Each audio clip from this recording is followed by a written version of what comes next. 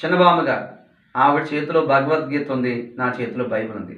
ఒరే రాముడు, రామకృష్ణ, ఏం చదువుతున్నావురా అని వచ్చింది. బామ్మ బైబిల్ చదువుతున్నాను బామ్మ అంటే ఆవిడకి కోపం వచ్చింది. జాగ్రత్త సుమి, ఆ పుస్తకాన్ని తీసి బయట పారే, మన ఇంటా వంట లేదు, మనం చదవాల్సింది అది కాదురా. దేవి భాగవతము, స్కంద పురాణము, రామాయణము, చతుర్వేదము, ఋగ్వేదము ఇలాంటి వేదాలు చదవాలి, కానీ నీకు ఆ బైబిల్ ఎందుకు చదువుతున్నావు? మరి మన మధ్యలో మరి దేవుని సేవకులు, సువార్థికులు జోసెఫ్ గారు ఉన్నారు. వారు ఒకప్పుడు మరి బ్రాహ్మణ కుటుంబానికి చెందినవారు. అంతేకాకుండా వారి కుటుంబంలో చాలామంది అర్చకత్వం కూడా మరి చేసి ఉన్నారు. మరి ఈయన కూడా మరి శివాలయంలో అర్చకులుగా పనిచేసి ఉన్నారు. మరి కొన్ని కారణాలను బట్టి జీవితంలో మనశ్శాంతి లేక, సమాధానం లేక మరి చనిపోదామని రైల్వే ట్రాక్ దగ్గరికి వెళ్ళిన సమయంలో ప్రభు ద్వారా దర్శించబడి, దేవుని చేత పట్టబడి, రక్షించబడి అనేక సంవత్సరాలుగా దేవుని సేవలో, సువార్తలో అనేక ప్రాంతాల్లో సాక్షిగా వాడబడుతున్న మరి దైవజనులు మరి మన మధ్యలో ఉన్నారు. చాలా అద్భుత సాక్ష్యం అండి. నిజంగా మరి ఆ సాక్ష్యం ద్వారా గొప్ప సత్యాన్ని మీరు తెలుసుకుంటారు, ఆధ్యాత్మికంగా బలపడతారు. ఈ సమయంలో మరి ప్రసాద్ గారి ఛానల్కి ఎందుకు వచ్చానంటే, నా జీవితంలో దేవుడు చేసిన ఆ రక్షణ కార్యాన్ని మీ ముందు పంచుకుందామని ఆశతో వచ్చాను. మరి నేను పుట్టి పెరిగింది పశ్చిమ గోదావరి జిల్లా తణుకు అనే పట్టణంలో ఒక హిందూ బ్రాహ్మణ కుటుంబంలో పుట్టినవాడిని. యేసు ప్రభు అంటే చిన్నతనం నుంచి చాలా ద్వేషంతో ఉండేవాడిని. ఆయన ఎంత ప్రేమించాడో అన్న విషయాన్ని మీ ముందుకు నేను తేవాలనుకుంటున్నాను.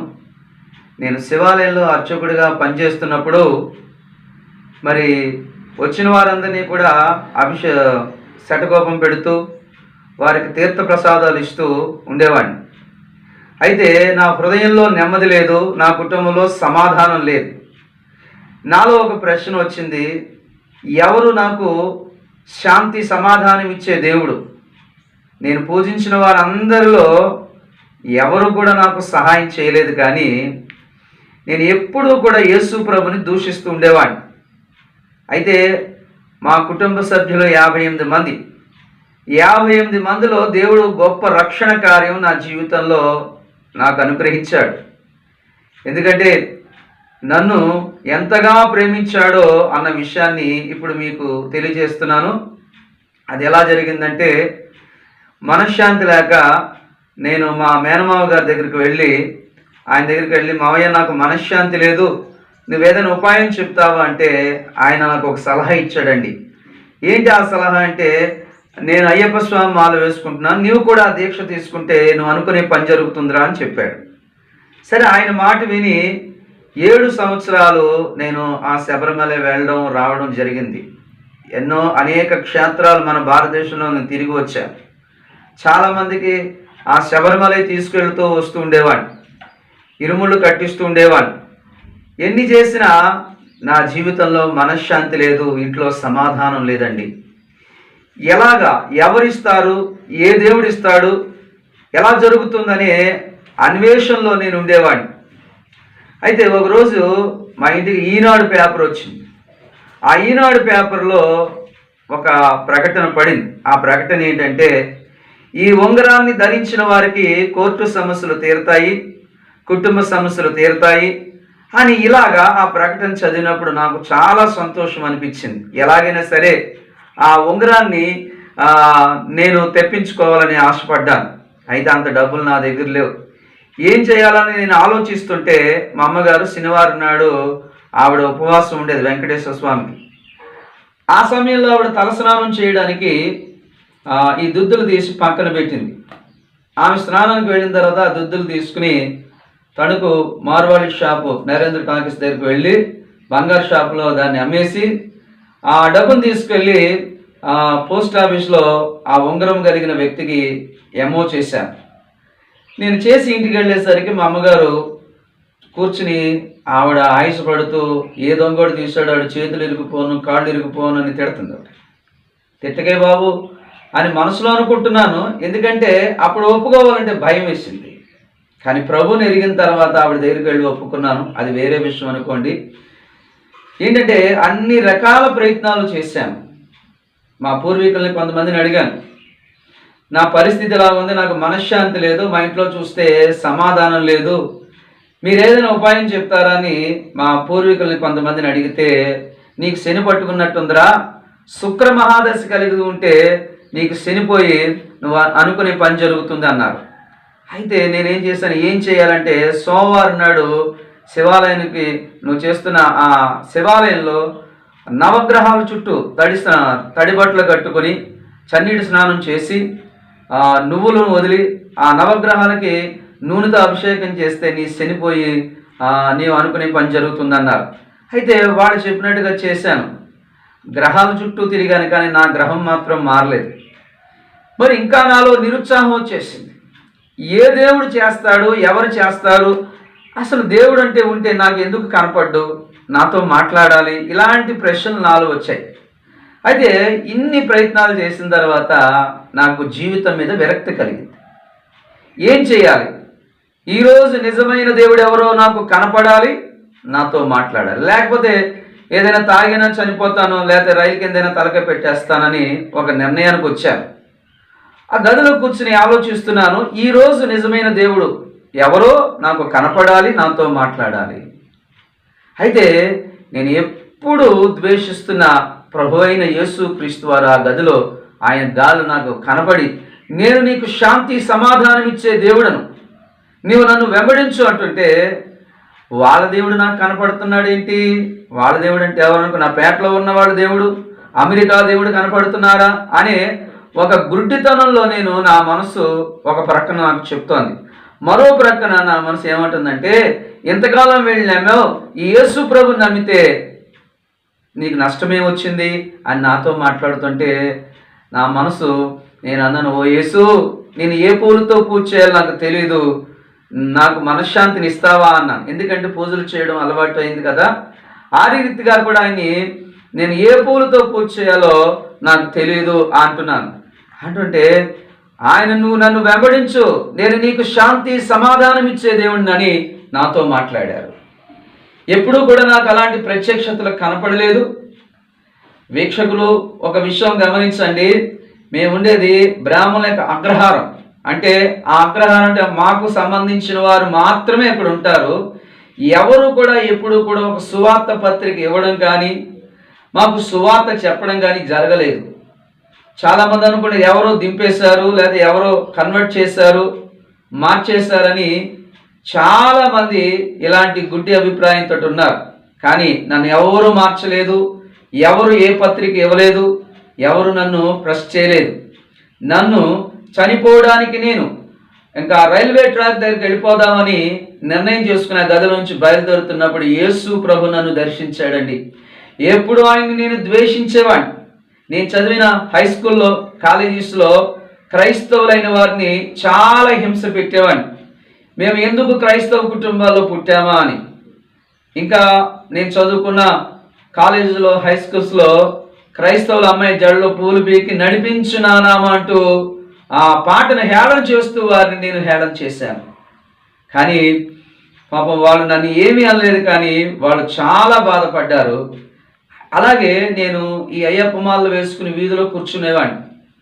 కూర్చుంటే చాలామంది మా ఏరియాలో కాపు కులం నుంచి యేసు ప్రభుని అంగీకరించారు. వాళ్ళు బైబిల్స్ పట్టుకుని వెళుతుంటే వసే వెధముండల్లా తయారయ్యారు, ఆ బొట్టులు తీసేసి అని నేను వాళ్ళని దూషిస్తుంటే, ఎందుకంటే ఆ ఏరియాలో మేము పెద్దవారం కనుక మమ్మల్ని ఎవరు ఏమనలేదు. అయితే ఒక విషయం ఏంటంటే, నేను ఎంత దూషించానో యేసు ప్రభు నన్ను అంత ప్రేమించాడు. అయితే ఒకరోజు ఒక పాస్టర్ గారు బైబిల్ బ్యాగ్ వేసుకుని వెళ్తున్నాడు. నేను ఈ అయ్యప్ప మాల వేసుకుని వీధిలో కూర్చున్నాను. ఒరే అడుక్కునేవాడు వెళ్తున్నాడు చూడండి రో అని ఆయన్ని హేళన చేశాను. పాపం ఆయన ఒక్క మాట కూడా నన్ను ఏమీ అనలేదు. అయితే ఇలాంటి ఎంత ద్వేషంతో ఉన్నానో యేసు ప్రభు నన్ను ప్రేమించాడు, నన్ను దర్శించాడు. మరణానికి వెళ్ళిపోతున్న నన్ను ఆ మరణము నుండి తప్పించిన ఏకైక దేవుడు, నిజమైన దేవుడు యేసు ప్రభు అండి. ఇది నా జీవితంలో జరిగిన సత్యం. ఆమేన్. అయితే ఆ సమయంలో నేను ఎక్కడికి వెళ్ళాలని ఆలోచన కలిగి ఉన్నప్పుడు నా స్నేహితుడు ఆయన కూడా ఒక కాపు కులం నుంచి యేసు ప్రభుని నమ్ముకున్నాడు. నేను పూజలు చేస్తున్నాను, అర్చకత్వంలో ఉన్న ఆయన ఆల్రెడీ 10 సంవత్సరాల క్రిందటే యేసు ప్రభుని అంగీకరించి కుటుంబం అంతా మందిరానికి వెళుతున్నారు. అయితే నేను ఆయన దగ్గరికి వెళ్ళి, ఒరే శ్రీను, నాకు యేసు ప్రభు ఇలా కనపడ్డాడు, నా ఇంట్లో పరిస్థితుల వల్ల నేను చనిపోవాలనుకున్నాను, కానీ ఆయన నన్ను రక్షించాడురా అంటే నన్ను ఎక్కడికైనా తీసుకెళ్తావా అంటే నా స్నేహితుడు ఆయన ఒక మందిరానికి తీసుకువెళ్ళాడు. తీసుకువెళ్ళి అక్కడ ఉన్న సేవకులతో ప్రార్థన చేయించాడు. ప్రార్థన చేయించి మేమిద్దరం నడుచుకుంటూ వస్తుంటే నా స్నేహితుడు ఏమంటున్నాడంటే, ఒరే ఈ బైబిల్ తీసుకురా అని నాకు క్రొత్త నిబంధన బైబిల్ ఇస్తున్నాడు. ఆ బైబిల్ ఇస్తుంటే నేను ఎందుకు, వాళ్ళ పుస్తకం నాకెందుకు అంటే దీంట్లో చాలా విషయాలు ఉంటాయి, నువ్వు చదువు నీకు తెలుస్తాయి అన్నాడు. అయితే డైరెక్ట్గా ఇంట్లోకి తీసుకెళ్తే ఇంట్లో తిడతారేమో, ఒకవేళ కొడతారేమో అని భయం వేసి వాళ్ళకి తెలియకుండా షర్ట్ లోపల బైబిల్ దాచుకుని ఇంట్లోకి తీసుకువెళ్ళాను, ఎవరికి కనపడకుండా. అయితే ఆ బైబిల్ని ఒక బ్రీఫ్ కేసులో దాచి కొన్ని వారాల తర్వాత నాలో ఒక ప్రశ్న వచ్చింది. ఏంటంటే, నేను చదివిన వేదాల్లోనూ మంత్రాల్లోనూ లేనిది యేసు ప్రభువులో ఏముంది అని ఆలోచన వచ్చి అందరూ పడుకున్న తర్వాత ఒక బెడ్ లైట్ కాంతిలో కూర్చుని ఆ బైబిల్ని ఓపెన్ చేసి చదివాను. అపోస్తుల కార్యములు 8వ అధ్యాయం 21వ వచనం నుంచి నా మనసు కేంద్రీకృతం అవుతుంది. అంటే దాన్ని చదవాలని ఆశ పుడుతుంది. అది చదివితే అక్కడ ఏముందంటే, అపోస్తుల కార్యం 8వ అధ్యాయం 21వ వచనం నుంచి, నీ హృదయము దేవుని దృష్టికి ఎలా ఉందంటే పాపముగా ఉంది, నీ హృదయాలోచన సరైనది కాదు, నీవు ఘోర దుష్టత్వములోను దురంత బంధకములో ఉన్నట్లు నాకు కనబడుచున్నది. అక్కడ ఏమని చెప్తున్నాడంటే, గారడివాడని సిమియోను తోటి అతను పరిశుద్ధాత్మ అనే వరాన్ని డబ్బుతో కొనాలని అడుగుతున్నాడు. అప్పుడు పేతురు గారు ఏమంటున్నాడంటే, నీ హృదయము చెడిపోయింది, నీవు దుష్టత్వంలో ఉన్నావు, అందుకనే నీకు ఈ కార్యమందు పాలు పంపులు లేవు అనే మాట అక్కడ కనపడినప్పుడు, నేనేం దుష్టత్వంలో ఉన్నాను, నేనేం పాపం చేశానని ఒక గోడకు ఆనుకుని ఆలోచిస్తుంటే దేవుడు నా కళ్ళ ముందుకి నేను చేసిన ప్రతి పాపము ఆ దినాన నా దగ్గరకు చూపించాడు. నేను ఎంత ఘోరమైన వ్యక్తినా, ఇలాంటి భయంకరమైన వ్యక్తినా, నేను బ్రాహ్మణ కుటుంబంలో పుట్టాను, పవిత్రుడు అనుకున్నాను, నా జీవితం ఎలా ఉందా, నా బ్రతుకు ఎలా ఉందా అని ఆశ్చర్యం వేసింది నాకు. ఆశ్చర్యం వేసి, ఏంటి నేను ఎప్పుడెప్పుడో చేసినవన్నీ నాకు చూపిస్తున్నాడు. ఈ బైబిల్ గ్రంథం సామాన్యమైనది కాదు. ఎందుకంటే మేము అర్చకులుగా మా కుటుంబాల్లో మేము కొనసాగుతున్నప్పుడు కానీ, మా కుటుంబంలో నీ పాపం ఇది కానీ, నీవు ఇలాంటి స్థితిలో ఉన్నావని కానీ ఎవరు కూడా ఎప్పుడు మాకు చెప్పలేదండి. మేము చదివిన పుస్తకాల్లో, ఈ వేదాల్లో ఏది కూడా నా పాపముల గురించి ఎత్తి చూపించలేదు. నీవు బ్రాహ్మణ కుటుంబంలో పుట్టావు, ఉత్తముడు అని చెప్పింది, కానీ నా బ్రతుకేంటో, నా జీవితం ఏంటో, నా యొక్క హృదయాంతరంగంలో ఏదుందో పరిశుద్ధుడైన యేసు ప్రభువు వారు నాకు తెలియపరిచాడండి. ఆ సమయంలో నేను ఈ బైబిల్ చదవాలని చాలా ఆశ కలిగి ఉన్నాను. అయితే మా ఇంట్లో డైరెక్ట్గా చదివితే ఒప్పుకోరని నా కాలేజీ బుక్లో పెట్టుకుని చదువుతుంటే విగ్రహముకు అర్పితమైనది తినకూడదని ఉంది. ప్రభువా, మా ఇంట్లో ఉన్నవన్నీ అవే కదా, ఏం చేయాలి? మా అమ్మగారు కనీసం కాఫీ ఇవ్వాలంటే పాలు నైవేద్యం పెడితే కానీ ఆవిడ కాఫీ ఇచ్చేది కాదు. నేను అన్నాను, ప్రభువా కాఫీ మానేస్తాను, భోజనం ఎలా మానాలి అని అనుకుని నా తల్లి దగ్గరికి వెళ్ళాను. అమ్మా, నేను యేసు ప్రభు నమ్ముకున్నాను, నాకు నైవేద్యం పెట్టింది పెట్టద్దు అంటే ఆవిడంది ఒకేసారి, జాగ్రత్త సుమి, మన ఇంటా వంట లేదు, భ్రష్టుడు అయిపోతావు, జాగ్రత్త ఆ మతంలోకి వెళితే అంది ఆవిడ. అమ్మా, ఇది మతం కాదు, నేను మరణానికి వెళ్ళిపోతున్న సమయంలో మనశ్శాంతి లేక చనిపోవడానికి సిద్ధంగా ఉన్నప్పుడు ఆయన నన్ను దర్శించాడమ్మా, ఆయన నన్ను మార్చాడు అన్నాను. నన్ను ఏ మనుషుడు మార్చలేదు, ఏ వ్యక్తి మార్చలేదు, ఏ పరిస్థితులు కాదు, కానీ నేను చనిపోవడానికి సిద్ధముగా ఉన్నప్పుడు ఆయన నన్ను దర్శించిన ఏకైక దేవుడు ప్రభు అయిన యేసుక్రీస్తు వారు. అయితే ఆ రోజున మా అమ్మగారు నన్ను ఏం చేసిందంటే, నీ కర్మ, నువ్వు ఒక్కడివి, నువ్వు అందరికీ తెలిస్తే నిన్ను ఇంట్లో నుంచి వెలివేసేస్తారు అని ఇలా మాట్లాడుతుంటే నేను ఒకటే అన్నాను, అమ్మా నువ్వెన్నైనా చెప్పు, నాకు మనశ్శాంతిని ఇచ్చింది, నన్ను ఈ దినాన్న బ్రతికింప చేసింది, నీ ఎదురుకుండా ఇలా ఉన్నాను అంటే ఆ ప్రభు అయిన యేసుక్రీస్తేనమ్మా అని చెప్పి మాట్లాడితే నా గ్లాసు, నా ప్లేటు, నా బట్టలు అన్నీ తీసుకెళ్ళి వేరే రూమ్లోకి పెట్టిందంట. ఇదేంటమ్మా అంటే, మేము మడాచారాలతో ఉంటాం, మాలో నువ్వు కలవు గనక నువ్వు వేరుగా ఉండు, నువ్వు ఒకే ఒక కొడుకు గనుక నేను నిన్ను విడిచిపెట్టుకోలేను గనుక నీవు ఆ గదిలో ఉండు అని నా తల్లి అంటే నేను బాధపడుతున్నాను. నేనేం చేశాను ప్రభువా అని నేను తాగి వచ్చినప్పుడు మా అమ్మగారిని నేను చాలాసార్లు దూషణగా మాట్లాడినప్పుడు అప్పుడు కూడా ఆమె ఏమనలేదు. కానీ యేసు ప్రభు నమ్ముకుంటే ఆ నీతి కలిగిన ప్రవర్తనలోకి, పరిశుద్ధమైన ప్రవర్తనలోకి, మంచి మార్గంలోకి వస్తే నీవు భ్రష్టుడివైపోయావు అంటుంది ఆవిడ. అయితే నేను అవేమీ పట్టించుకోలేదు. కానీ ఒక రోజున బైబిల్ చదవాలని ఆశ, నాకు బైబిల్ అంటే బాగా చదవాలి అని ఒక రోజున ఏం చేశాను, కాలేజీ బుక్లో పెట్టుకుని బైబిల్ చదువుతుంటే మా నాన్నగారు కొంచెం దూరంలో ఆయన ఉన్నాడు, నేను ఆ గదిలో కూర్చొని చదువుతున్నాను కాలేజీ బుక్లో పెట్టుకుని. చదువుతుంటే ఒరే రామకృష్ణ ఏం చదువుతున్నావురా అని వచ్చాడు. ఏం లేదు నాన్నగారని నేను ఈ బుక్ని మూసేసిన తర్వాత ఆయన వెళ్ళిన తర్వాత మరలా నేను నా బుక్లో ఉన్న బైబిల్ని తెరిచి చదువుతుంటే ఒక విచిత్రమైన మాట ఆ సందర్భానుసారంగా నాతో ఆయన మాట్లాడుతున్నాడు. అదేంటంటే మత్తయి సువార్త 10వ అధ్యాయం 33వ వచనం, ఎవరైతే మనుషులు ఎదుట నన్ను గూర్చి ఎరుగనను వాడు దేవుని దూతలు ఎదుట మిమ్మల్ని గూర్చి నేను ఎరుగను అనే మాట అక్కడ నాకు కనపడింది. ప్రియులారా, దానికి అర్థం ఏమిటంటే, నువ్వు నీ తండ్రి దగ్గర నేను ఎవరో నీకు తెలియదు అన్నట్టుగా నా గురించి నువ్వు సిగ్గుపడుతున్నావు కనుక నీకు నాకు సంబంధం లేదు అన్నట్టుగా ఆ మాట నాకు అర్థం చేయించాడు దేవుడు. నేను వెంటనే అదిరిపడ్డాను.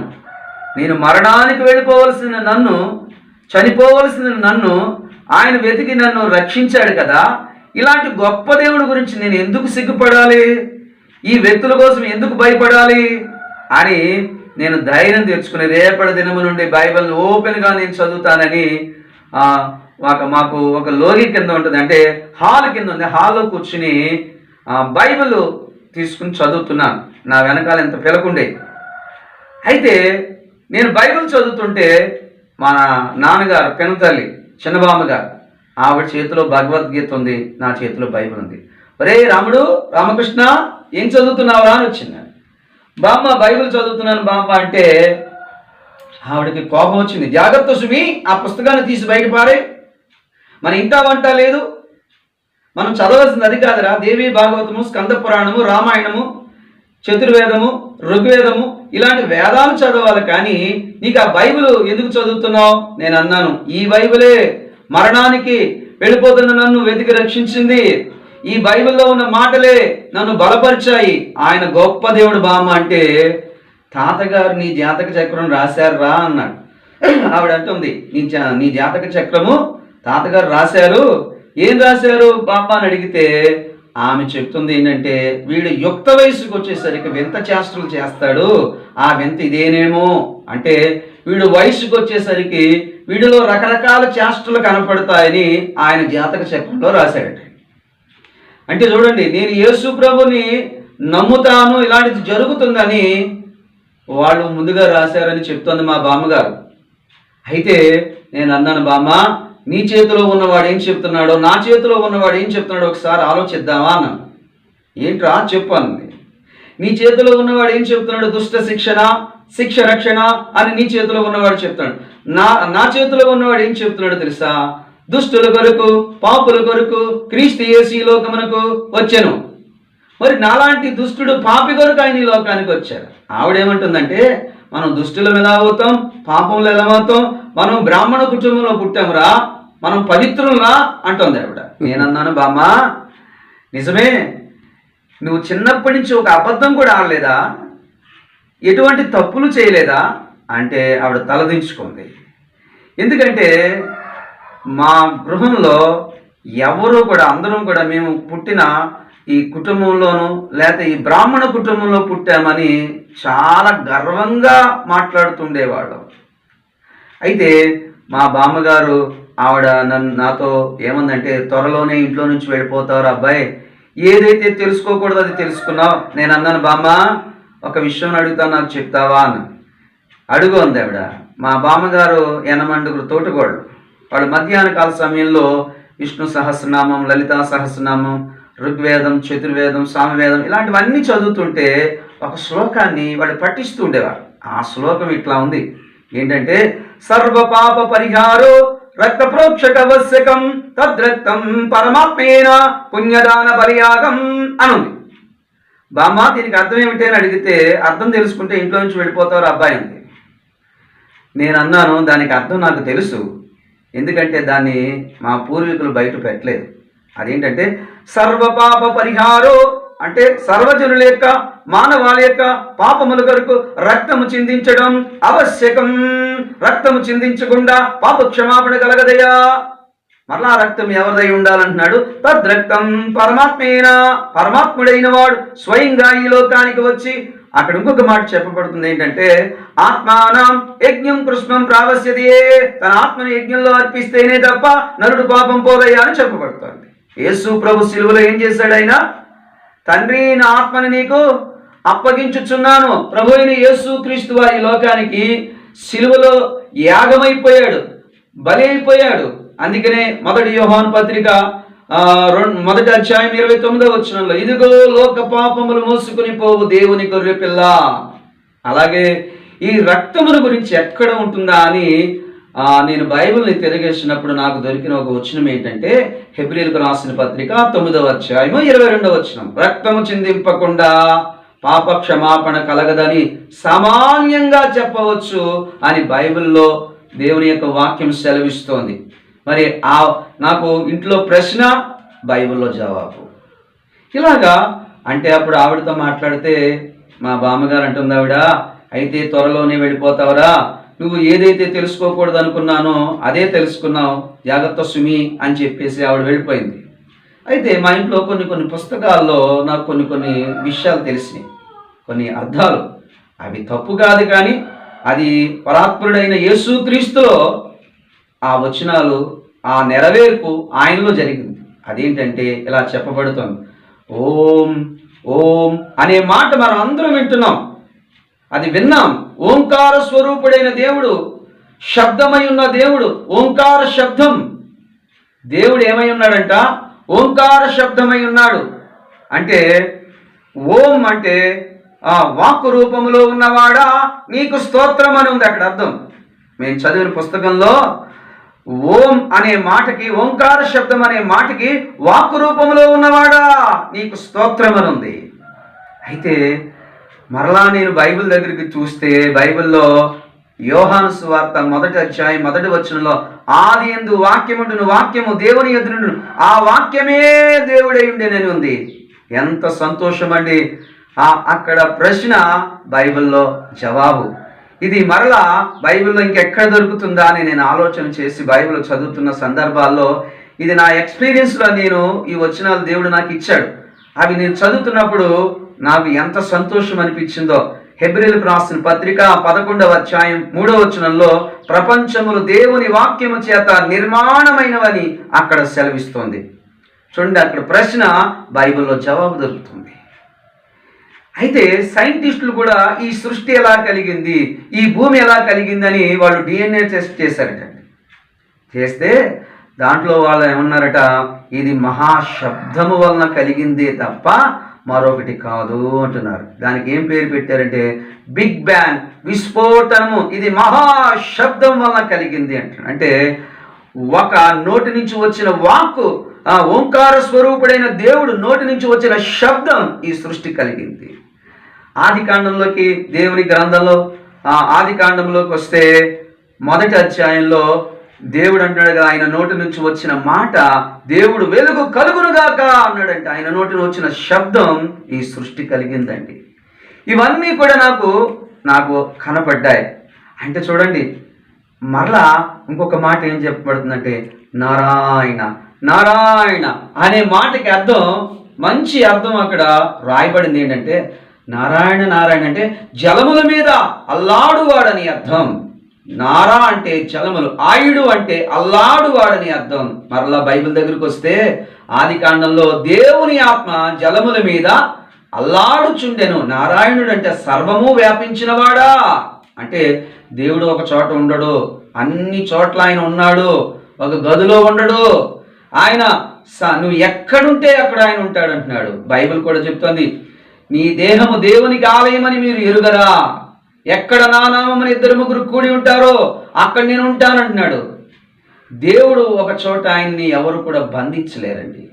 నేను ఒక మందిరంలో పరిచయం చేస్తున్నప్పుడు ఒక మైకులో ఒక మాట వినపడుతుంది. ఏంటంటే, యేసు ప్రభువా తెల్లారింది లేనాయన అని పాడుతున్నాడు ఒక భక్తుడు. దేవుడు పడుకోవడం ఏంటి? దేవుడిని నేను లేపడం ఏంటి? దేవుడు ఆయన కునుకడు నిద్రపోవడం ఉంది బైబిల్లో. కొంతమందికి తెలియక మైకులో యేసు ప్రభువా తెల్లారింది లేనాయన అన్నాడు. చూడండి, ఒక బస్సులో మన ఊరి నుంచి హైదరాబాద్ వెళ్తున్నప్పుడు మధ్యరాత్రుల్లో బస్సులో అందరూ పడుకుంటారు. అలా పడుకున్న సందర్భంలో డ్రైవర్ వెనక చూసి వీళ్ళందరూ పడుకుని ప్రయాణం చేస్తున్నారు, నేను కూడా పడుకుని డ్రైవింగ్ చేస్తానన్నాడు అనుకోండి, ఏమవుతారు?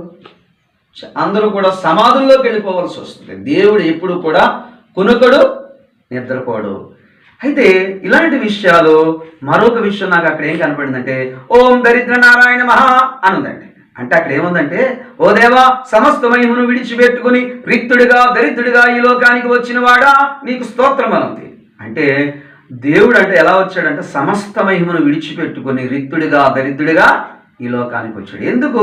ప్రభువైన యేసుక్రీస్తు కూడా పరలోకము నుండి ఈ లోకానికి సమస్త మహిమను విడిచిపెట్టుకుని, కొరింథీ పత్రికలో ఉంటుంది, అక్కడ ఏమంటున్నాడంటే, ఆయన మనల్ని ధనవంతులుగా చేటుకు ఆయన దరిద్రుడిగా మారాడు. అంటే మానవుల్లో ఉన్న పాపం అనే దరిద్రం నుండి విడిపించబడి మానవునికి మనశ్శాంతి, నీతి, పరిశుద్ధత, యథార్థత, ఆయనలా బ్రతకాలని, అలాంటి ఐశ్వర్యవంతులుగా చేయడానికి యేసుప్రభు లోకానికి వచ్చాడు. నేనేమనేవాడిని అంటే, యేసుప్రభు అంటే మతాన్ని మార్చడానికి వచ్చాడు అని నేను చాలా చెడు ప్రచారం చేసేవాడిని.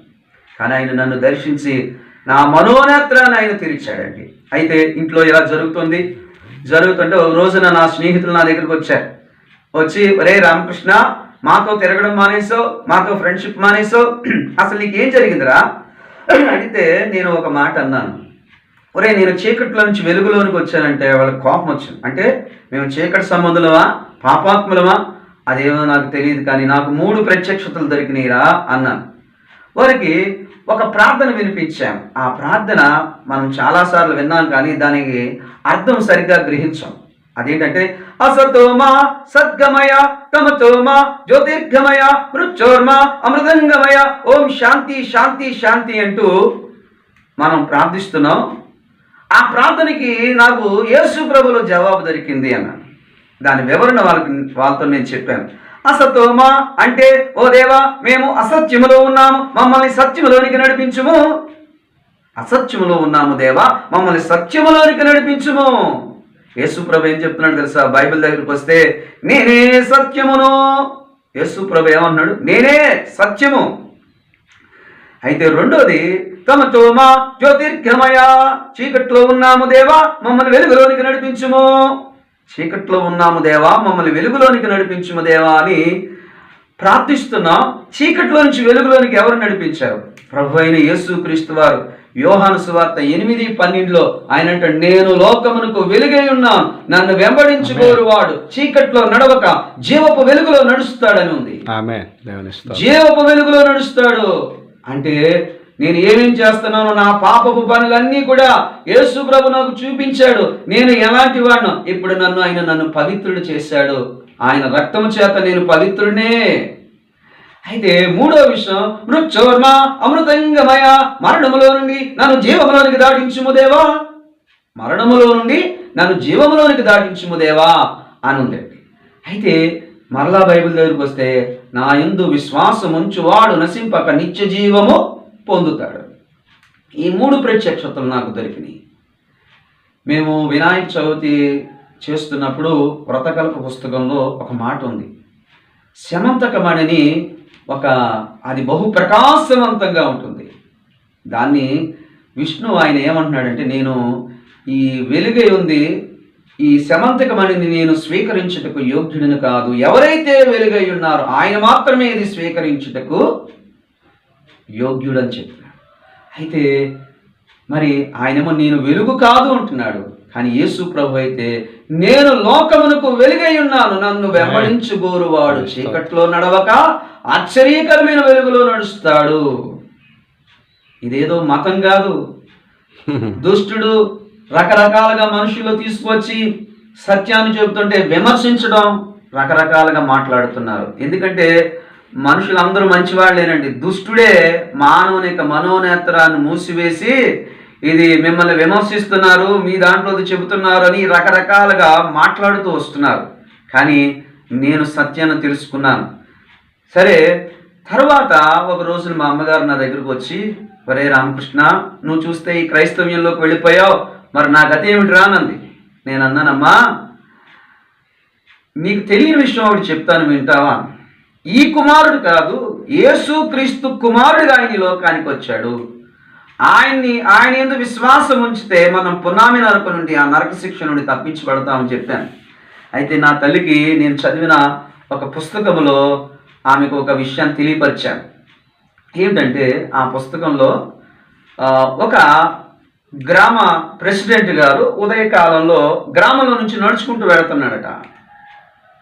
వెళుతుంటే మా ఇంట్లో కూడా అనేవారు, ఏమన్నారంటే ఒక మాట ఎక్కువగా, ఆడపిల్లల తండ్రి ఎంతమంది ఆడపిల్లల కన్నా ఒక్క మగవాడు లేకపోతే కుదరదు, ఆ వ్యక్తి నరకానికి వెళ్ళిపోతారు, పున్నామి నరకానికి వెళ్ళిపోతారు అని ఇలాగా అంటూ ఉండేవారు. ఒక మాట ఎక్కువ ఉపయోగిస్తుండేవారు, అపుత్ర గతమునాస్తః, పుత్రుడు లేని వానికి పున్నామ నరకం తప్పదయా. అపుత్ర గతమునాస్తః అంటే పుత్రుడు లేని వానికి పున్నామ నరకం తప్పదయా. అంటే ఆడపిల్లల తండ్రి ఎంత మంచోడైనా సరే వాడు నరకానికి వెళ్ళిపోతాడని అర్థం. అయితే మగపిల్లవాడు ఉంటే వాడు ఎన్ని పాపము పనులు చేసినా వాడు నరకం నుంచి తప్పిస్తాడు అనుకుంటారు. వాడు కాదండి, ప్రభువైన యేసు క్రీస్తు వారు మత్తయి సువార్త 1వ అధ్యాయం 21వ వచనం, ఆమె ఒక కుమారుని కనును, ఆయనే తన ప్రజల యొక్క పాపముల నుండి రక్షించును. ఇదిగో యేసు ప్రభు నరక శిక్ష నుండి తప్పిస్తాడు అని చదువుతూ ఆ గ్రామ ప్రెసిడెంట్ గారు ఆ మఠంలోకి వెళ్ళాడట. అయ్యా బ్రాహ్మణోత్తమ, నువ్వు చదివినట్టుగా నేను ఇందాక చెప్పాను చూడండి, ఆ మఠంలో నుంచి ఈ ప్రెసిడెంట్ గారు ఈ మాట విన్నారు. ఏంటంటే అపుత్ర గతమునాస్తః అంటే పుత్రుడు లేని వానికి పున్నామి నరకం తప్పదయ్యా. ఈ ప్రెసిడెంట్ గారికి 4 ఆడపిల్లలు. మరి నాకు ఆ కుమారుడు లేకపోతే ఆ నరకం నుండి నేను తప్పించుకోలేనా అని ఆ లోపలికి వెళ్ళి ఆయన అడుగుతున్నాడట. అయ్యా, నువ్వు చెప్పినట్టుగా నాకు 4 కుమార్తెలు, కుమారుడు లేడు, నా గతి ఏమిటంటే అప్పుడు ఆయన అంటున్నాడట, ప్రెసిడెంట్ గారు నేను ఒక మాట చెప్తాను, దాని ప్రకారం చేస్తే మీకు కుమారుడు కలుగుతారు, ఆ నరకం నుండి మీరు తప్పించుకుంటారు, పున్నామ నరకం నుంచి అని చెప్పారు. అయితే పాపం ఈ ప్రెసిడెంట్ గారు అమాయకంగా అడిగారు, ఏం చేయాలండి, ఎంత డబ్బు ఖర్చు పెట్టాలండి అన్నాడు.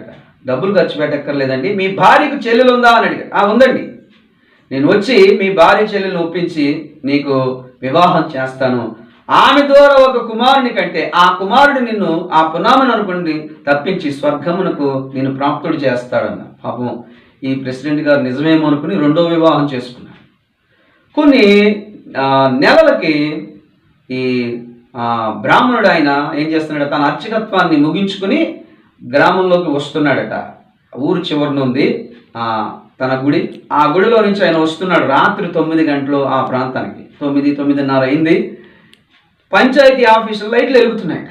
ఏం చెప్పమా, ప్రెసిడెంట్ గారు ఈ సమయంలో ఏం చేస్తున్నాడు అని లోపలికి వెళ్ళి, అయ్యా ప్రెసిడెంట్ గారు ఈ సమయంలో ఏం చేస్తున్నారు మీరు అంటే, మహానుభావా, ఏ నరకం గురించి అయితే భయపడ్డానో రోజు కూడా 2 సతులు నాకు నరకాన్ని చూపిస్తున్నారు మహానుభావా అని ఆయన వాపోయాడు.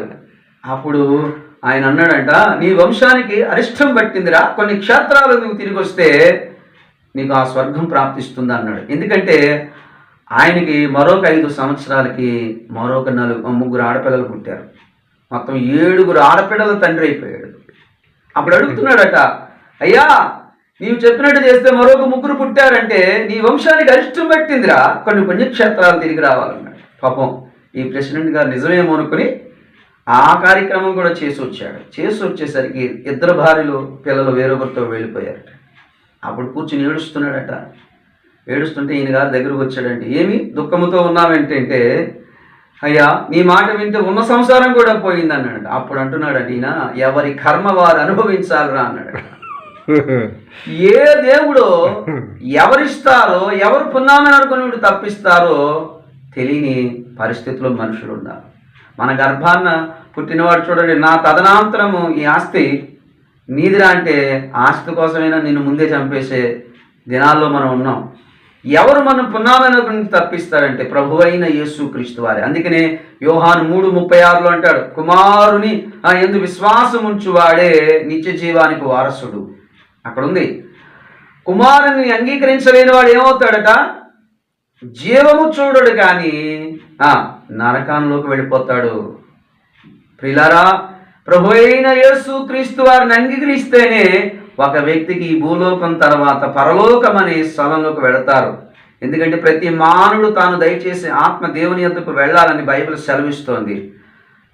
మనలో ఉన్న ఆత్మ నిత్య జీవంలోకి, అంటే దేవుడుండే స్థలంలోకి వెళ్ళాలంటే ప్రభు అయిన యేసుక్రీస్తు వారిని అంగీకరించాలి. ఆయన అంగీకరించని వేరే స్థలం ఏంటంటే నిత్య నరకాగ్నిగుండం, నిత్య శిక్షలోకి వెళ్ళిపోతారు. అందుకనే దేవుడు నా మనోనేత్రాలు తెలియపరిచి సత్యములోనికి, ఆయన గొప్ప రక్షణలోనికి నన్ను తీసుకొచ్చాడు. ఇలాగ జరుగుతుంది. ఒక రోజున నేను మందిరానికి వెళ్ళాలని మా అమ్మగారిని అడిగితే, ఎక్కడికి వెళ్తావు, జాగ్రత్త, మరి నేను ఎవరికైనా తెలిస్తే నేను వెలివేసేస్తారా అని మా అమ్మగారు నన్ను గద్దిస్తుంటే, ఆవిడకి తెలియకుండా బైబిల్ని ఎవరికి కనపడకుండా షర్ట్ లోపల పెట్టుకుని బైబిల్ నేను వచ్చాను, బయటకు తీసుకొచ్చాను. షర్ట్ లోపల బైబిల్ ఉంది. అప్పుడు సన్నగా ఉండేవాడిని. బయటకు వస్తుంటే మా ఇంట్లో బట్టలు ఉతికే చాకలి రోడ్డు మీద ఇస్త్రీ చేస్తున్నాడు. ఇస్త్రీ చేస్తుంటే నన్ను చూశాడు. చూసి, ఏంటి పంతులు గారు కడుపు అంత ఎత్తుగా ఉంది అన్నాడు. ఏం లేదురా అంటున్నాను. ఏదో ఉందంటే అండి, ఈ బైబిల్ ఏమైందంటే షర్ట్లో నుంచి పొడుచుకొని బయటకు వచ్చింది. వాడు మాట్లాడుతుంటే ఈ కంగారులో ఏమైందంటే బైబిల్ జారి కిందకి అయిపోయి ఆ బైబిల్ తీసుకుని, చూడండి ఈయన మతంలోకి దిగిపోయాడు, ఈ మంత్రాలు చదవలసిన ఆయన బైబిల్ చదువుతున్నాడు అని నన్ను నడు రోడ్లో మాట్లాడుతున్నాడు. అయితే ఆ చుట్టూ కూడా చాలామంది నా దగ్గరకు వచ్చేసారు. ఏమైందంటే ఈయన చూడండి మంత్రాలు చదవలసిన ఆయన ఇలా బైబిల్ చదువుతున్నాడని అందరికీ ప్రచారం చేశాడు. నేను అప్పుడు నన్ను ప్రభు అయిన యేసుక్రీస్తు వారు ఎలాగ దర్శించాడో అన్న విషయాన్ని వారికి చెప్పాను. చెప్తే వాళ్ళు ఏం చేశారంటే, ఒకళ్ళేమో పోయే కాలం అని, ఒకళ్ళేమో ఆయన ఇష్టమని రకరకాలుగా మాట్లాడి వారు వెళ్ళిపోయారు. అయితే నేను అలా ప్రార్థన చేసుకుంటూ వెళ్ళిపోయాను. ఒక 2 సంవత్సరాల తర్వాత నాకు ఫోన్ చేశారు. ఏమనంటే, రామకృష్ణ శాస్త్రి గారు, మిమ్మల్ని నడి రోడ్లో మేము దూషించాం, నా పేరు మురళి, నా పేరు నాగేశ్వరరావు, ఇలాగా నన్ను దూషించిన వారిలో వీళ్ళు కలిసి అందరూ ఫోన్ చేశారు. ఏంటని అంటే, మేము కూడా యేసు ప్రభుని నమ్ముకున్నాము, ఆ రోజున మిమ్మల్ని నడి రోడ్లో దూషించాం. వాడు కూడా ఒక కాపు కులం నుంచి యేసు ప్రభుని, ఎందుకంటే నేను ఎందుకు చెప్తున్నాను, మా అగ్రహారం దాటిన తర్వాత అందరూ కూడా కాపుల కమ్యూనిటీ కలిగిన వాళ్ళే ఉన్నారు. వారిలో చాలామంది యేసు ప్రభుని ఇప్పుడు అంగీకరించారు, మందిరాలకు వెళుతున్నారు. అయితే ఒక్కొక్కరు నాతో సమాధాన పడుతున్నారు, నాతో ఫోన్ చేసి మాట్లాడుతున్నారు. నాకు ఎంత సంతోషం అనిపించిందో, ఎందుకంటే నిషేధించిన రాయి తలకు మూలరాయి అవుతుందని దేవుడు వాక్యం సెలవిస్తుంది. నేను కూడా చాలా ద్వేషించాను. మా పెద్దమ్మ గారు ఒక ఆవిడ ఉంది, నేను అయ్యప్ప మాల వేసుకుని ఆవిడ ఇంటికి వెళ్ళాను. వాళ్ళు ఆల్రెడీ యేసు ప్రభుని నమ్ముకున్నారు, ముసుగు వేసుకుని ప్రార్థన చేసుకుంటున్నారు. నేను ఈ మాలకి హారతి తీసుకుని బొట్టు పెట్టుకుని బయటకు వచ్చాను. బయటకు వచ్చిందంటే ఆ వీళ్ళున్న రూమ్లోకి వెళ్తుంటే స్తోత్రం స్తోత్రం స్తోత్రం అంటున్నారు. వసే మీకు ఏం పోయే కాలం వచ్చింది, ఈ మతంలో దిగిపోయారా అని నేను గట్టిగా అరిచేసానండి. మీకు చెప్తే నమ్మరు. అలాగ జరిగిన సంవత్సరానికి యేసు ప్రభు నన్ను దర్శించాడు. ఎందుకంటే నాకు గుర్తొచ్చిన విషయాలన్నీ మీకు చెప్తున్నాను. నా జీవితంలో ఆయన చేశాడు ఇది. మా పెద్దమ్మ గారు ఆవిడ యేసు ప్రభుని అంగీకరించింది. నేను ఆమెను ఎంతో దూషించాను, కానీ 2 సంవత్సరాలు నన్ను దేవుడు మార్చేశాడండి. ఎవరు మార్చలా, ఎవరిని మార్చరు, యేసు ప్రభువే నన్ను దర్శించాడు, నా జీవితాన్ని మార్చాడండి. మీకు ఇంకొక 3 విషయాలు నేను చెప్తాను. అదేంటంటే, ఒకటి, మా ఇంట్లో మా నానమ్మ గారు, అంటే మా నాన్నగారి తల్లి హై బీపీ వచ్చి ఆవిడ చనిపోయింది. చనిపోతే ఆవిడ కింద పడుకోబెట్టారు. ఈ ముక్కులో దూదులు పెట్టారు, చెవులలో దూదులు పెట్టారు. మా నాన్నగారు అన్నదమ్ములందరికీ కూడా టెలిగ్రామ్స్ ఇచ్చారు, మదర్ డైట్ స్టార్ట్ ఇమీడియట్లీ తణుకని. అయితే చుట్టుపక్కల వాళ్ళు అందరూ వచ్చి ఏడుస్తున్నారు. నేను చెప్పింది 28 సంవత్సరాల క్రిందటి మాట అండి. అయితే అక్కడ జరిగిన విషయం ఏంటంటే 4 రోజుల క్రింద చనిపోయిన లాజర్ని లేపాడు కదా, మా నాన్నమ్మని లేపడా అన్న ప్రశ్న. ఆ శవం దగ్గరికి వెళ్ళి అందరూ ఏడుస్తున్నారు. నేను అన్నాను, ప్రభా మా ఇంట్లో నేనంటే ఎవరో మీరంటే ఎవరో తెలీదు, మరి వీళ్ళ కళ్ళు తెరిపించడానికి ఒక్కసారికి చేయండి ప్రభా అని చిన్న ప్రార్థన చేసుకుని ఆ శవం దగ్గరికి వెళ్ళాను. ఆ నెత్తి మీద చేతులుంచి నజరేయుడని యేసు క్రీస్తు నామములో మా నాన్నమ్మ లేచి కూర్చోవాలని అన్నాను. ఇలా చేతులుంచి ఆమేన్ అనేసరికి నిజంగా లేచి కూర్చుంది. లేచి కూర్చునేసరికి నాకు ముచ్చెమటలు పట్టేశాయి. ఈ ఏడవడానికి వచ్చిన వాళ్ళు అందరూ పరుగును పారిపోయారండి. ఎందుకంటే అలాంటి కార్యాలు ఎప్పుడు మేము చూడలేదు, మేము వెళ్ళలేదు, ఎవరు కూడా మా దగ్గరకు వచ్చి చెప్పలేదు. ఎందుకంటే ఆ దేవుడు మా ఇంట్లో ద్వేషించబడుతున్న ఆయనను మా ఇంట్లో ఆయన కూడా ఒక దేవుడే అనే స్థాయికి ఆయన తీసుకొచ్చాడు. అంతకుముందు మీరు గమనించారో లేదో వీక్షకులు, నేను ఒక మాట చెప్తాను. పూర్వ దినాల్లో చర్చిని ఊరి చివరన పెట్టారు. ఊరి చివరన చర్చి ఉండేది. ఇప్పుడు ఆ ఊరి మధ్యలోకి లేకపోతే ఇప్పుడు ఎందుకు వచ్చిందంటే దేవుని వాక్యం నెరవేర్చబడుతుంది. ఏంటంటే ప్రతి నాలుక ప్రతి మోకాలు యేసు ప్రభువుని వంగుతుందని ఫిలిప్పీలకు రాసిన పత్రికలో సెలవిస్తోంది. ఎందుకంటే ఆయన వాక్యం నెరవేర్చబడుతోంది. ఎందుకంటే ఆకాశము గతించిన భూమి గతించిన నా మాటలు ఎన్నడూ గతించమన్నాడు. ఆ లేఖనాలు నెరవేరింది. ఎవరైతే నిషేధించారో, ఎవరైతే ఆయన వద్దన్నారో, నాలాంటి వారు అనేక మందిని దేవుడు ఆయన గొప్ప రక్షణలోకి తీసుకొచ్చాడండి. మా బామ్మగారు ఈవిడ లేచి కూర్చుంది. ఏమిటే ఈ బియ్యం, ఏమిటే ఈ అగరత్తులు, ఏంటి దీపం అని మా అమ్మగారిని అడిగితే ఏం లేదు అత్తయ్య గారని ఆవిడ తీసుకెళ్ళి మంచం మీద కూర్చోబెట్టింది ఆవిడ. అయితే ఈలోగా మా మేనత్తలు దగ్గర ఉన్న వారందరూ కూడా వచ్చేసారు. ఇప్పుడంటే సెల్ ఫోన్స్ వచ్చినాయి. అంతకుముందు 28 సంవత్సరాల క్రిందట ఈ సెల్ ఫోన్స్ అంత లేవు. అయితే ఈ టెలిగ్రామ్స్ అన్ని వచ్చిన వాళ్ళు అందరూ అమ్మాని ఏడ్చుకుంటూ లోపలికి వచ్చారు. ఆవిడ చూస్తే బొగ్గ మీద ఏదో చూసింది. వచ్చిన వాళ్ళు అందరికి ఆశ్చర్యం వేసిందండి.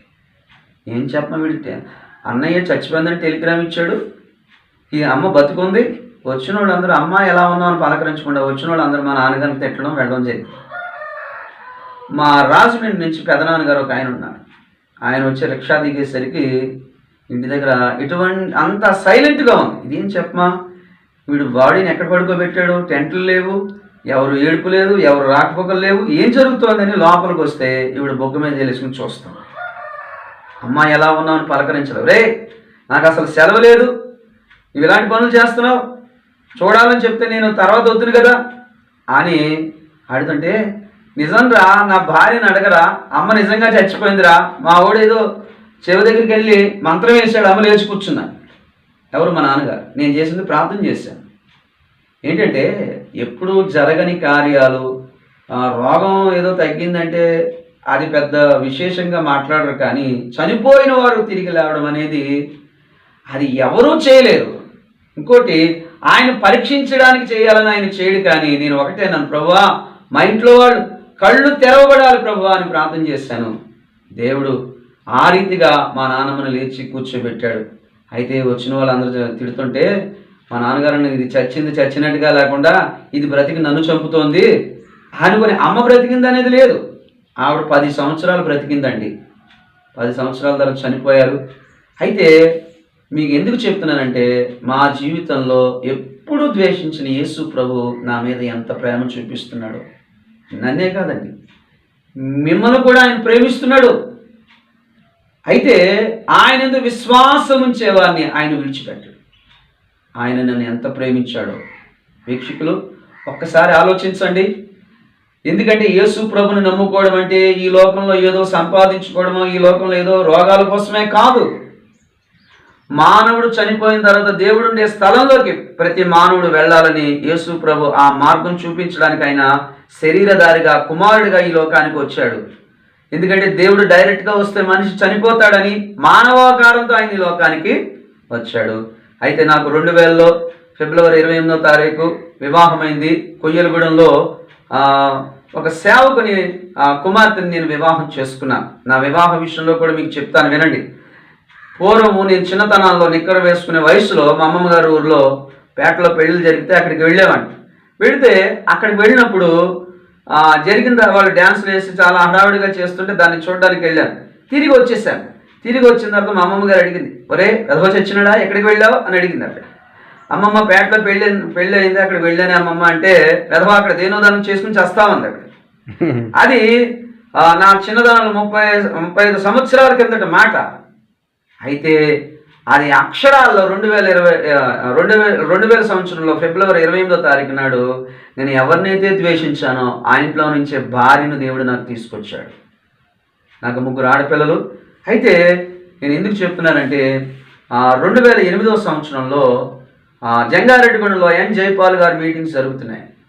జరిగే సందర్భంలో నేను ఇలాగే వేరే చోట సాక్ష్యము వాక్యం చెప్పడానికి వెళ్ళి తిరిగి వచ్చేసరికి నా భార్యని ఎన్ జైపాల్ గారి మీటింగ్స్ జరుగుతున్నాయి కదండి, అక్కడికి మనం కూడా వెళదామంటే నేను వద్దంటే వెళదాము అంటే నేను ఎందుకంటే ఒళ్ళు అలసిపోయి చాలా నీరసంగా ఉంది. సరే కొద్దిసేపు రెస్ట్ తీసుకున్నా. మా పెద్దమ్మాయి రెండో పాప ఏం చేశారంటే వాళ్ళ అమ్మమ్మ గారు చర్చి ఆటోలో వీళ్ళు ఆ మీటింగ్ వెళ్ళారు. అయితే నేను నా భార్య వెనక వెళ్దామని మేము కొద్దిసేపు ఆగి వెళ్ళాం. వెళ్తే అక్కడ మీటింగ్లో మేము కూర్చున్నాం. మేమే ముందు వెళ్ళిపోయాం. ఒక గంటన్నర అయ్యేసరికి పాటలు ముగుస్తున్నాయి. ఎన్ జైపాల్ గారు స్టేజ్ మీద అనౌన్స్మెంట్ చేశారు, కొయ్యలగూడ నుంచి వచ్చిన ఆటో యాక్సిడెంట్ గురైంది, తీవ్రమైన గాయాలతో ఉన్నారని సరి కావుగా మేము పరిగెత్తాం. హాస్పిటల్కి వెళ్తే నా పెద్దమ్మాయి ఆల్రెడీ స్టేజ్ దగ్గరకు వచ్చింది. ఆ విషయం మర్చిపోయాను. స్టేజ్ దగ్గరకు వచ్చి జైపాల్ గారు, మా నాన్నగారి పేరు జోసఫ్, ఆయన కొయ్యలగూడెంలో సేవ చేస్తారు, సార్ చెప్పండి అంటే అక్కడ చెప్పారు. నేను ఆ స్టేజ్ దగ్గరికి వెళ్ళి నా పెద్ద కుమార్తెను తీసుకుని హాస్పిటల్ జంగారెడ్డిగూడెం గవర్నమెంట్ హాస్పిటల్ దగ్గరికి వెళ్ళాం. చూస్తే నా యొక్క రెండో కుమార్తె చేతి వేళ్ళు ఇరిగిపోయి సైడ్ సీసం పెంగులు తీరిపోయింది, కాళ్ళలో నుంచి ఎముకలన్నీ బయటకు వచ్చేసాయి. పెద్ద కుమార్తెకి చిన్న చిన్న గాయాలు తగిలి, ఎందుకంటే ఆమె వెనక భాగాన్ని కూర్చుంది, ఎగిరి గడ్డిలో పడింది. ఎందుకంటే అది ఎలా జరిగిందంటే వీళ్ళు వెళ్తున్న ఆటోని ఒక కారు వచ్చి కొట్టేసింది, గట్టిగా ఇలా అంటుకుపోయింది. ఇంచుమించు 13 మంది ఉంటారు. నా కుమార్తె ఇక్కడ జంగారెడ్డిగూడెం హాస్పిటల్ కదని ఏలూరు నుంచి విజయవాడ బెన్సెల్కర్ గవర్నమెంట్ హాస్పిటల్లో జాయిన్ చేస్తే అక్కడ ఈ పాపకి సర్జరీ అంటే రాడ్స్ వేయడానికి చేస్తుంటే డాక్టర్ గారిది మత్తిస్తే మత్తు ఎక్కల.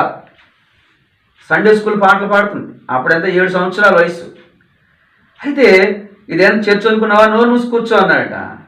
డాక్టర్ గారు అంటే నేను చనిపోవలసిందానండి, ఏసై నాతో ఏదో పని ఉందండి, అందుకనే నన్ను బ్రతకనిచ్చాడండి అని చెప్పేసరికి ఆశ్చర్యం వేసి ఈ పిల్ల ఇలా మాట్లాడుతుందని అంటూ ఒక మాట అంటుందంట, డాక్టర్ గారు ఇంత సంపాదించుకున్నారు, ఇంత చదివారు కదా, మీరు చనిపోతే ఎక్కడికి వెళ్తారు డాక్టర్ గారు అన్నట్టు.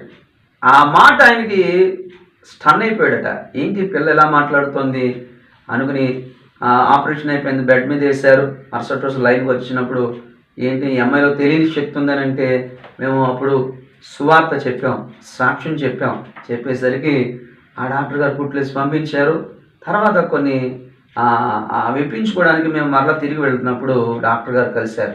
ఏమన్నారంటే నేను కూడా ఆయన ఒక మాట చెప్తున్నాను, ఈ అమ్మాయిలో తెలియని శక్తి ఒకటి ఉందండి, ఈ అమ్మాయి అన్న మాట నేను నా రూమ్కి వెళ్ళిన అదే మాట వినపడుతుంది, మీరు చనిపోతే ఎక్కడికి వెళ్తారు, కారులో వెళ్తున్నా, ఇంట్లో ఉంటున్నా, బాత్రూంలోకి వెళ్ళినా, భోజనం చేస్తున్నా, పడుకుంటున్నా, అదే మాట వినపడుతుందంట, మీరు చనిపోతే ఎక్కడికి వెళ్తారు. ఆ మాట డాక్టర్ని పట్టుకుందండి. ఆయన తర్వాత యేసు ప్రభుని అంగీకరించాడు. ఇక్కడ సొసైటీ దగ్గర అక్కడ కొంతమంది నా దగ్గరకు వచ్చి, పాస్టర్ గారు ఈ 4 రోడ్లు స్థూలం మీ అమ్మాయిని కొట్టేసింది, మీ దేవుడు బొమ్మ ఎట్టండి అంటున్నారు. నేను అన్నాను, మేలైనా కీడైనా ఆయన చూసుకుంటాడండి, దేవుడు అంటలేదండి, బొమ్మ అంటున్నారండి.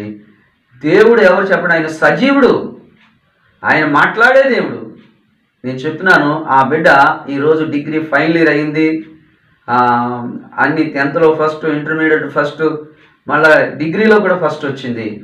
ఆ బిడ్డను దేవుడు అత్యధికంగా దేవుడు దీవించాడు. ఇప్పుడు వివాహ వయసుకు వచ్చింది, వివాహానికి కూడా సిద్ధపడుతోంది. ఎందుకు చెప్తున్నానంటే కీడు చాటున మేలు దాగి ఉంది.